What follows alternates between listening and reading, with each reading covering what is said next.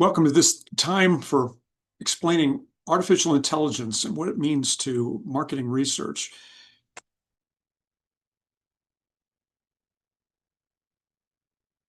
The Harvard Business Review now is coming out every year with a article about how people are using generative AI.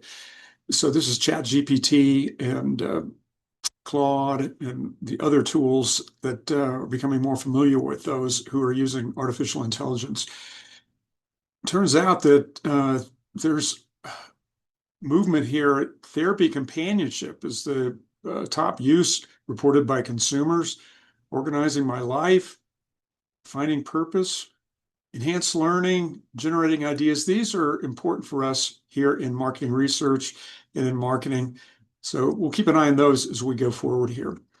Harvard Business Review has a valuable article called the Gen AI Playbook for Organizations. We'll take a look here at a very valuable grid that they have here. So it talks about tacit knowledge here on the left side, and this tacit knowledge refers to experiential, intuitive, often context-specific insights, such as composing a marketing campaign, interpreting subtle cues in negotiation, making complex strategic trade-offs. This is built through lived experience. It's difficult to codify, makes tasks that require it harder for current Gen AI models to handle. So you do this as a creative catalyst, creating advertising, outlining sales scripts, developing products. And here the risk is low. Okay, explicit data can be clearly articulated and documented. It's the kind of data you would see printed on a page of paper, a table, a figure, or something like that.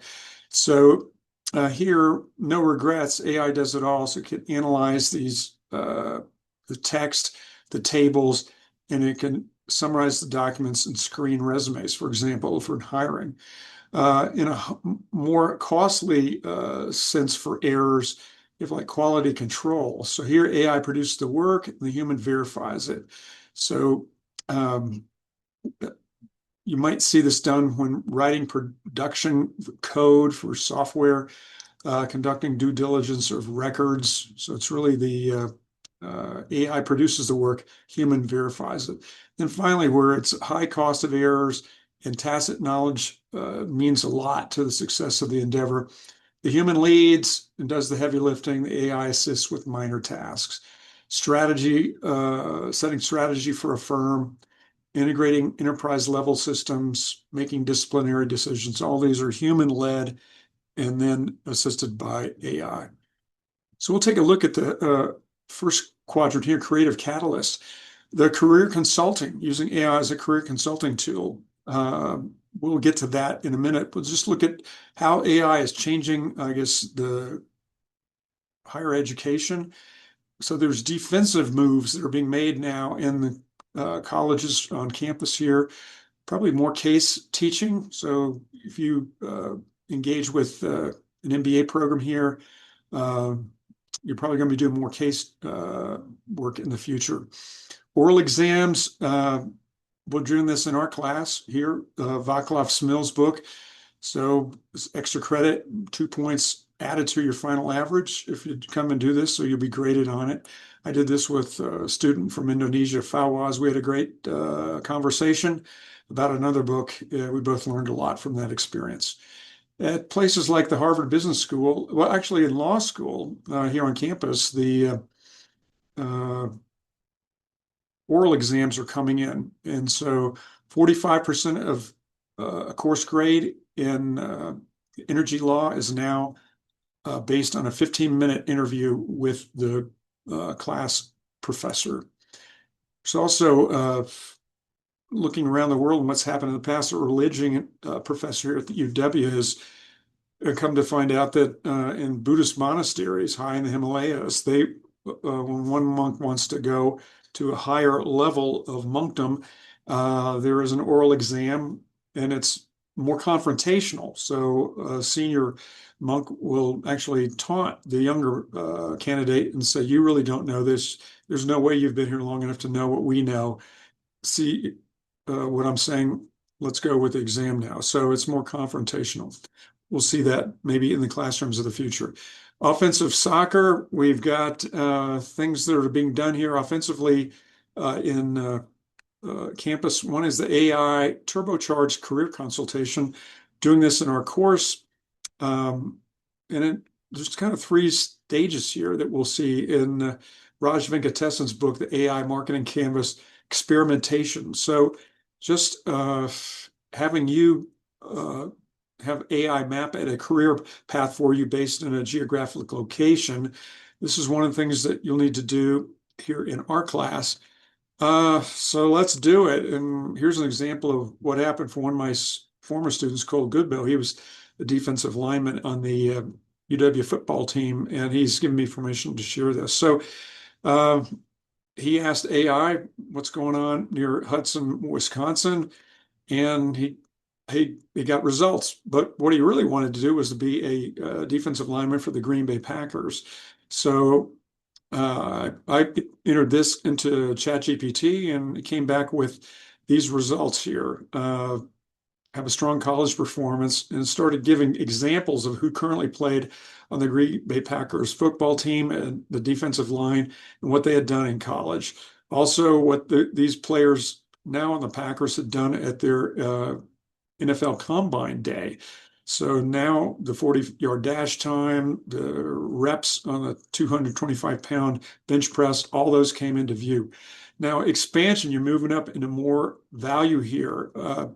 AI drafted a letter to the vice president of player personnel introducing Cole, and it was done well. The only mistake was it addressed the previous vice president who had left that position 6 months ago. Then moving up to transformation, and Raj Venkatesan say that more value comes with AI being used this way.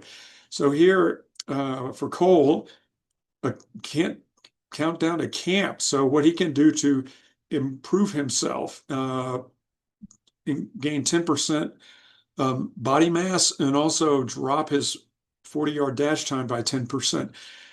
So here's a typical day. Wake up and hydrate, have breakfast, strength training session, midday, post-workout nutrition, recovery and rest, lunch, lean protein, hydration.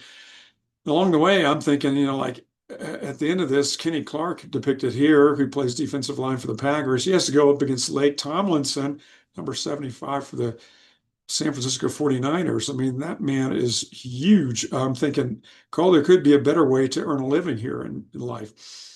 There's insights that you would gain, but you basically got a personal coach who's driving you forward in how to do what needs to be done to play effectively in the National Football League. Marketplace Simulations reports that they now have their job candidates do one of their simulations. And AI tracks how they do the simulation and actually gives them a report at the end on what they need improvement in. So one candidate, she had graduated from the University of Tennessee with a marketing degree, was told, you need to improve on your strategic decision making. So thinking further ahead in time. So 2 moves ahead, for example. So this person that was hired by Marketplace Simulations in their marketing role then embarked on a program of improvement for strategic thinking and did this by way of playing chess. Adopted a app, chess.com, and then this person would find themselves with a few minutes, would go to the app, rejoin a chess game that she was part of, and play chess. And her chess abilities improved over the 9 months that she had it after arriving at the firm. So she was doing this on her own and developing herself. I think we'll see AI help us in ways like this. Perhaps even in your job that you get hired for, you'll be doing some things like this, and AI will be guiding you how to be better employee there using your spare time to do that. So now what else can AI do for us spanning the globe? When we look here on this career consultation, students have come from Indonesia. So I've tasked AI, find 5 job openings in tourism industry in Jaipur, West Papua, Indonesia, with starting salaries for each job. Immediately, it cranks out these results. I did the conversion from Indonesian currency to US, and that usually comes in about $300 a month here for being a travel consultant or a tour guide or a hotel receptionist there. And my Indonesian students have told me, yes, those are approximate starting salaries in those positions. My students have come to realize that perhaps sales would be a valuable path for them to go forward. And they've connected with Mike Burns in our UW sales program, and many good things have come out of that. So for some students who have kind of waited or deferred their thinking about career, it's a wake-up call. One phone call will launch them into perhaps their career. And these phone numbers are coming out on for open positions that are relevant to these students. For those that have been doing, thinking about their career, applying themselves in this, they come out with confidence. They see that, hey, I'm on the right track and I need to continue to do my career development like this. I think it also puts the teacher on the same page as the student. Here you see Josh Allen, Coach Craig Bowles celebrating. They're now looking at the same thing, okay? And now there's also a chance for the coach to cheer the student as they go off and have career success here. So that's the kind of power that can come through career consultations, and doing your careers consultation will be an important part of your experience here at UW. Upload your career consultation written document. It's described in the syllabus, and you need to do that to receive your credit for the career consultation. Now, as we move on here, we look at this quadrant of no regrets, explicit data, and we get into sales training that will be done. Here's the company Avara, and basically they now have a sales avatar, and the sales trainer, the professor, can work this up and put different criteria in there for being a difficult negotiating experience or a easy one for the sales experience. And it might be for a specific category of sales, like soft drink sales for a convenience store procurement person. And instead of having just a few role plays that would be supervised by a professor, now students in a sales course can get 27 role plays with a very responsive avatar who's playing the role of a buyer. And this is extremely valuable. So scaling up, that's what a program like Avara can do. How Gen AI is transforming marketing research. When we look at this, I would trust it the same way I would trust another research program. We also see new things coming online here. For the Wall Street Journal, they've done a piece on the AI and how AI is generating videos. So here it's high quality, and now it's high risk, but it's using a lot of explicit data to basically come up with maybe a training video for employees. So you can actually have yourself scripted into the video. So if you give it an image, the AI will actually put you in the AI video it creates. This was done here by the Wall Street Journal author for that piece. You can also think about the human first, where the human leads and does the heavy lifting and the AI assists with minor tasks. This could be like setting strategy for the firm, making disciplinary decisions.